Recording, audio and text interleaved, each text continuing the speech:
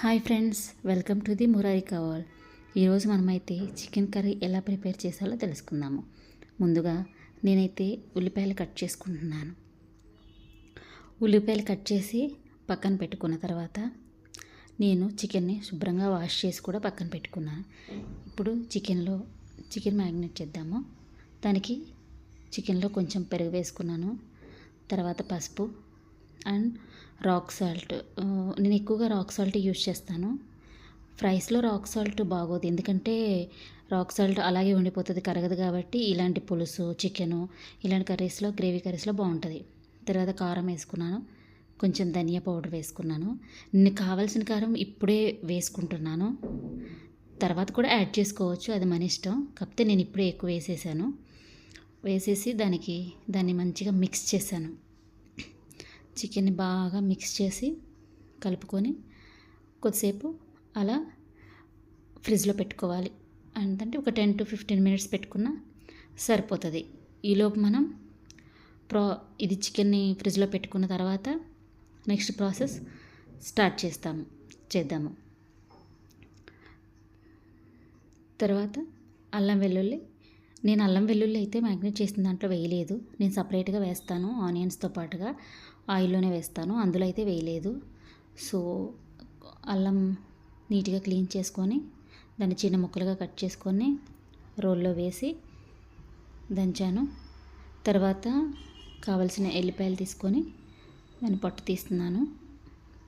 ఎల్లిపాయలు కూడా వేసుకొని అల్లంతో పాటుగా వెల్లిపాయలు కూడా మెత్తగా పేస్ట్ లాగా చేసుకోవాలి.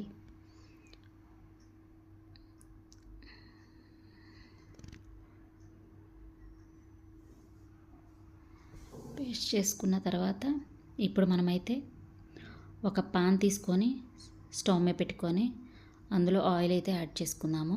నేను 2 స్పూన్ల ఆయిల్ అయితే యాడ్ చేసేసాను. ఆయిల్ కొంచెం వేడెక్కిన తర్వాత ముందుగా నేను కట్ చేసి పెట్టుకున్న ఉల్లిపాయలు ఉన్నాయి కదండి, అవి తీసి ఆయిల్లో వేసుకున్నాను. కొంచెం ఆయిల్ వేడెక్కాలి. ఉల్లిపాయలు యాడ్ చేసుకున్నాను. యాడ్ చేసుకున్న తర్వాత ఉల్లిపాయలు బాగా రెడ్గా వేగితే బాగుంటుంది చికెన్ కర్రీ. సో ఈ ప్రాసెస్కి ఒక 5 minutes టైం పడుతుంది. ఈలోపు మన చికెన్ అయితే మంచిగా మ్యాగ్నేట్ అవుతుంది. ఉల్లిపాయలు మంచిగా గోల్డెన్ కలర్లో వచ్చే వరకు మనం వేయించుకోవాలి. అలా అయితే బాగుంటుంది చికెన్ కర్రీ.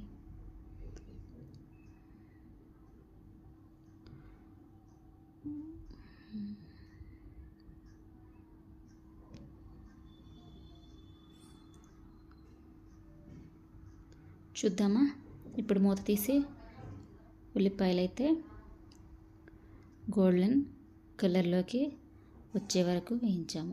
మధ్యలో నేను అల్లం వెల్లుల్లి పేస్ట్ కూడా వేసాను, అది మీకు చూపించలేదు.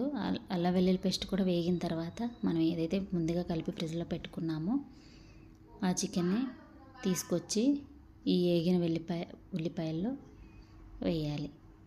వేసిన తర్వాత ఈ చికెన్ని మంచిగా కలుపుకోవాలి. మనం ఏదైతే ఉల్లిపాయలు అల్లం వెల్లుల్లి పేస్ట్ వేగినదో అది మొత్తం మంచిగా చికెన్ పట్టేలాగా కలపాలి. కొద్దిసేపు ఒక 5 minutes మూత పెట్టి ఫ్లేమ్ని మీడియం ఫ్లేమ్లో పెట్టాలి. స్టవ్ని పెట్టిన తర్వాత కొద్దిసేపు అయిన తర్వాత మళ్ళీ మూత తీసి చూద్దాము ఎలా ఉందో. సో చికెన్ హాఫ్ అయితే బాయిల్ అయిపోయిందండి, చూస్తున్నారు కదా ఎంత కలర్ఫుల్గా ఉందో. ఇంకో వైపు అయితే నేను రైస్ పెట్టేశాను, ఎందుకంటే మా బాబుకి ఆకలి అవుతుంది.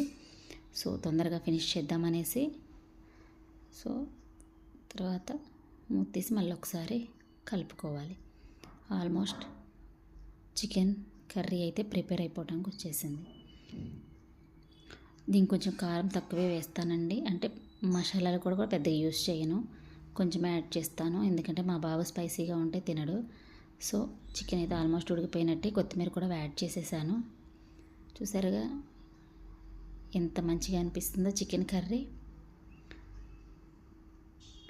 ఇప్పుడైతే ఇంకా ఆల్మోస్ట్ అయిపోయినట్టేనండి. ఇంకా స్టవ్ బంద్ చేసుకొని మనం చికెన్ని స్టవ్ మీద నుంచి దింపేద్దాము. సో చాలా టేస్టీగా ఉంటుందండి, మీరు కూడా ట్రై చేయండి ఒకసారి. చూసారు కదా ఎలా ఉందో. నేను తినడానికే సర్వ్ చేసుకున్నానండి. నా వీడియో నచ్చితే please like and subscribe my channel అండి. Thank you.